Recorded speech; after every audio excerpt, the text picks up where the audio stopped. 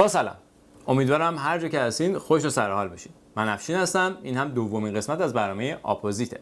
همکاری من بیش از یک ماهی که با صدای آمریکا قطع شده و این برنامه به صورت کاملا مستقل تهیه میشه. سه تا موضوع اصلی که تو این برنامه بهش خواهیم پرداخت عبارتند از بررسی فراز و نشیب‌های آخرین مناظره تلویزیونی، بررسی رابطه آقا یعنی آقای بزرگ با انبیاء الهی و کلا اسلامیت نظام و در آخر هم حرف آخر رو داریم. بله، حرف آخر کاری تازه از سید محمد خاتمی که ما در این برنامه بهش خواهیم پرداخت. آخرش بود دیگه. همونطور که میدونین کشور الان تو تب چیه؟ گرانی، اعتیاد، فساد، زندانیای سیاسی؟ نه بابا، تب انتخابات، ائتلاف اصلاح طلبان، یعنی انصراف بعضی از کاندیداها مثل حداد و عارف و احتمالاً ولایتی. اما در این قسمت از برنامه ما به بررسی فراز و نشیب‌ها در آخرین مناظره تلویزیونی می‌پردازیم که در نوع خودش بی‌نظیر بود. محور اصلی این مناظره روی چی بود؟ در سیاست خارجی، دیپلماسی، نه سیاست خارجی. ما در سیاست خارجی رو بله، سیاست خارجی، دیپلماسی. یعنی دیگه الان همه میدونن که گره اصلی مشکلات نظام توی چیه؟ سیاست خارجی. حالا اینکه کی این گره رو اینقدر کور زده که نمیشه اصلا بازش کرد بماند. بنده خودم وارد میدان میشم، همین کارم کردم. من خودم وارد قضیه خواهم شد و وارد قضیه شدم. اما این مناظره آخر یه سری فراز و نشیب هم در همین زمینه سیاست خارجی داشت که با هم الان بررسیش میکنیم. اولیش ما بالاخره با سولانا رو 2700 تا سانتریفیوژ توافق کرده بودیم. از سوی سولانا رد شد، نه از سوی ایران. اونها یه پیشنهادایی کردن که بر اساس اون پیشنهادها میشد یه مقداری ما جلو بریم. در اون پیشنهادها رو ایشون نپذیرفتن. نوار گفتگوهای آلماتی موجود است، پیاده شده است، خدمت آقا تقدیم شده است. هنر دیپلماسی بیانیه صادر کردن نیست یا بیانیه رو رفتن پشت میز مذاکره خوندن نیست. و اونها نتونستن در برابر منطق ما جوابی داشته باشن. جناب آقای دکتر جلیلی، بحث دیپلماسی کلاس فلسفه نیست که شما برید اونجا بگید که منطق ما قوی بود، اونا محکوم شدن. نماینده انگلیس برداشت گفت که حاضرید شما این رو همین الان انجام بدید. گفتم بله. شما 25 کیلومتر بیاید، ما 25 کیلومتر. حتما این مذاکرات هسته‌ای که در حال حاضر داریم اشکال داره و اگر اینطور نبود ما وضع اون به اینجا نمیرسیم. بله، در اینجا معلوم شد که آقای جلیلی که مستقیما از آقای بزرگ دستور میگیرن یه جورایی چیز زدن، یعنی چیز دیگه، همون که خودتون میدونید. خلاصه چیز زدن به این مذاکرات هسته‌ای که گره اصلی سیاست خارجی هم تو این مذاکرات هسته‌ای. خلاصه در جریان این گفتگوها یه چیز دیگه معلوم شد. در دوره مدیریت جناب عالی به مدت 16 سال هیچ موقع سیاست خارجی با کمک رزمندان نیومد. در دوران 16 سال شما برخی کارهایی که شد واقعا شما مسئولیتش رو اگر بپذیرید خیلی خوبه. در همون دوران هم بود بالاخره دادگاه میکونوس به وجود اومد که رئیس جمهور رو از خروج از کشور ممنوع کرده بودن. چرا بعد از 7 سال گفتگوهای انتقادی اونطوری برخورد شد؟ بعد تحریم‌های مثل داماتو اعمال شد. زمانی که شما با میتران قهوه می‌خوردید ما تو جبهه موشک‌های میراژای میتران می‌خوردیم. اینجا معلوم شد که آقای دکتر ولایتی که 16 سال به وسیله امام، بعدش هم این یکی امام یعنی خود حضرت آقا تو این پست ابقا شده بودن، همیشه این خیلی کارشون خوب بلد نبودن. و به قول آقای دکتر قالیباف در سیاست خارجی ما کارنامه قابل قبولی در حوزه دیپلماسی که تحقق برنامه‌ها هست نداریم. در حوزه دیپلماسی اقتصادی ما یا تعطیل بودیم یا اگر تعطیل نبودیم کارنامه مشخصی رو ما ندیدیم. در جریان حل مسائل سیاست خارجه یکی دو تا اظهار نظر خیلی جالب شد که الان به یکی دو تاشون میپردازیم با هم. اولیش آقای حداد بود که گفت همه میدانند که مسئله هسته‌ای بهانه است.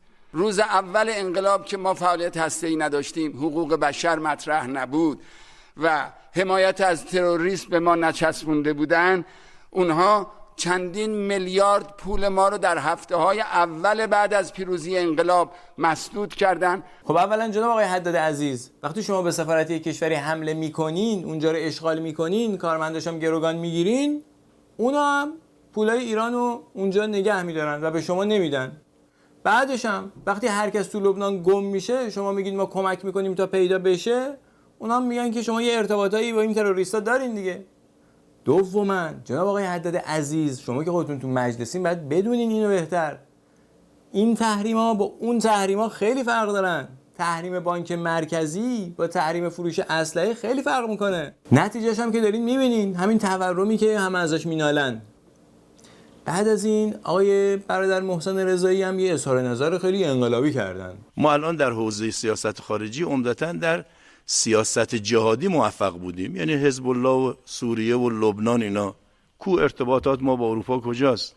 با روسیه کو؟ بله آقا محسن، دقیقاً به خاطر همین سیاست‌های جهادیه که همه دنیا به قول آقای حداد به شما چسبوندن که از تروریست‌ها حمایت می‌کنین، شما هم تحویل نمیگیرن. به خاطر همینه.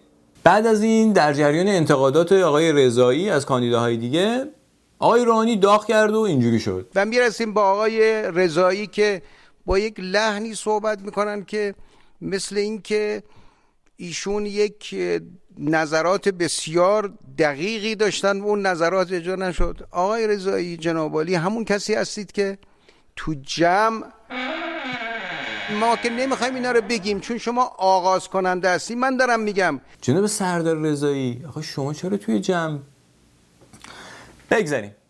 بعدش آقای دکتر جلیلی در نکوهش از ظلمی که به نظام در سال 88 شده بود راجع به حرکت‌های پلیسی گفتن یک ظلم بزرگ به نظام شد. اتفاقا یک از ویژگی‌های نظام ما که متمایز است از دیگران این است که اگر امنیتی رو داره، امنیت رو بر اساس پشتوانه مردمی داره، نه بر اساس سازوکار پلیسی. دولت مقتدر دولتی نیست که سازوکارهای پلیسی ها چیز بیشتر داشته باشه، از این قبیل بیشتر داشته باشه. از این قبیل، یعنی اطلاعاتی و امنیتی و از این چیزایی که نظام اصلا کاملا باش ناآشناست. من لازم میدونم اینجا برای اینکه شما ملت قهرمانم، حافظه تاریختون ضعیفه، یه صحنه‌هایی از اون ظلمی که به نظام شده بود و برخورد کاملا مردمی نظام با بقیه مردم رو بهتون نشون بدم. با هم باشه. بگیر اینو بگیر.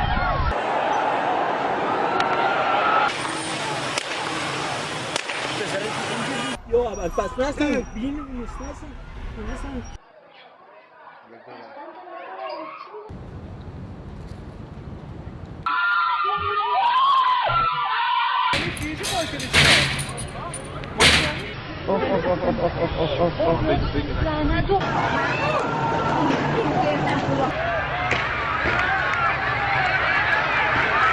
چه اینو دوام کرده.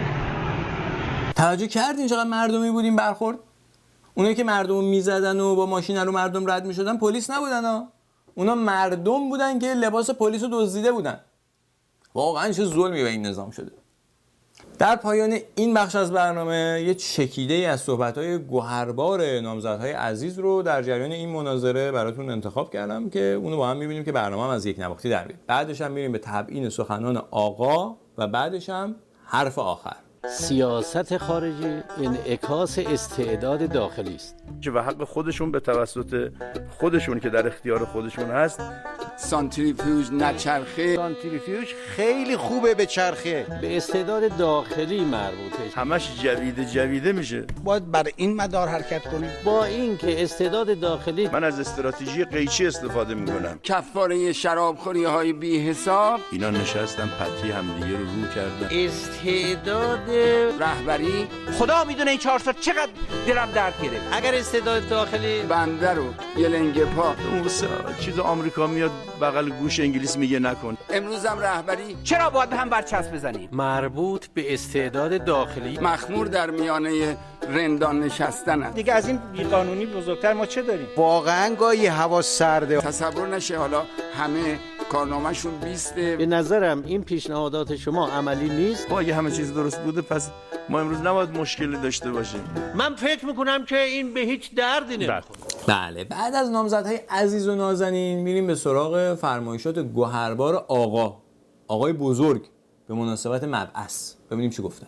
هر جا راه انبیا بود، راه معارضان انبیا هم در مقابل آن هست. از آغاز پدید آمدن این پیام الهی شروع شد و تا آخر عمر مبارک پیغمبر ادامه داشت با شکل‌های مختلف و بعد از اون تا امروز هم ادامه دارد. این یعنی ایشون و نظامشون هم به انبیا وصلن و همونطور که انبیا معارضین داشتن، ایشون هم که به قول خودشون ادامه دهنده راه انبیا هستن، معارض یا همون دشمن دارن. کار اصلی انبیا چی بوده؟ دعوت اسلام را بایستی با صراحت، با شجاعت، با صداقت، این دوتا خصوصیات دعوت الهی است، خصوصیات کلمه ربوبی است، صدق و عدل، صداقت و عدالت. صدق و عدل، ای کاش خصوصیت دعوت الهی یه چیز دیگه بود، چون متاسفانه نظام شما این خصوصیت ربوبی رو نداره. توجه بفرمایید. مثلا در همین موضوع 3000 میلیارد که پیش اومد، میبینین کاملا خلاف عدالت هست.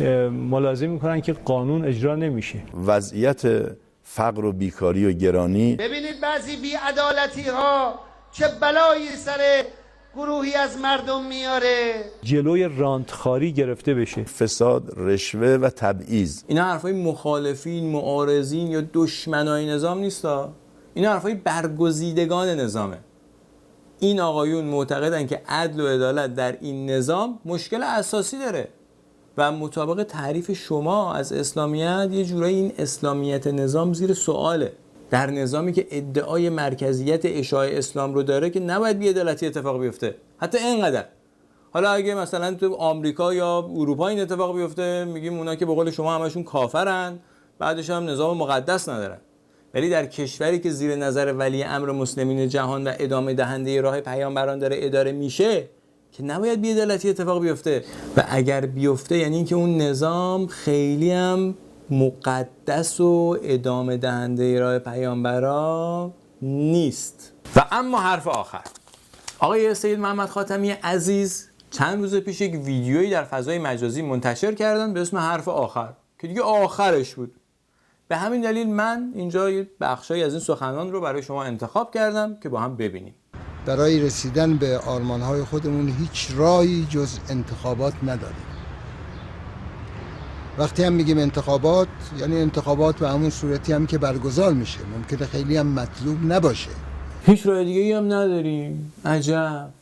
آقای خاتمی به همین صورتی که برگزار میشه دقیقاً یعنی چی؟ یعنی این که میگفتین فقط حاضرین در انتخابات آزاد شرکت کنین و پس گرفتین، حاضرین در انتخابات غیر آزاد هم شرکت کنین.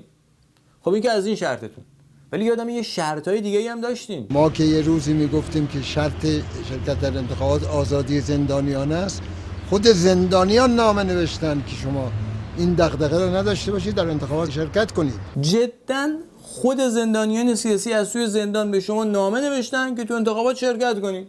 یعنی مثلا خود آقایان موسوی و کروبی از تو حصر به شما نامه نوشتن که تو انتخابات شرکت کنید.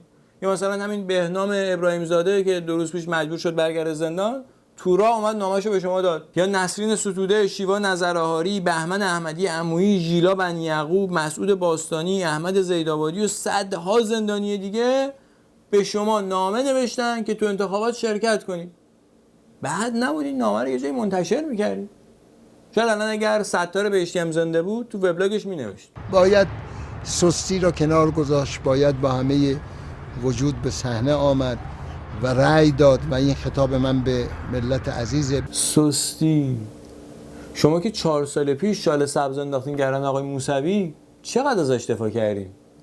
آیا شرکت در انتخابات مهر تایید زدن روی رفتاری که با اون و همه قربانیان انتخابات 88 نیست؟ آقای خاتمی یادتونه رفتین دیدار خانواده داغ دیدگان؟ خانواده کیانوش آسا، سهراب اعرابی. آقای خاتمی زجر مویه های مادرای این بچه‌ها یادتون هست؟ همش 4 سال گذشته. آیا یه نفر از عاملین و مسببین این کشتارها معرفی شدن؟ واقعا معنی سستی چیه؟ اعتصاب غذایی زندانیای سیاسی سستی بوده؟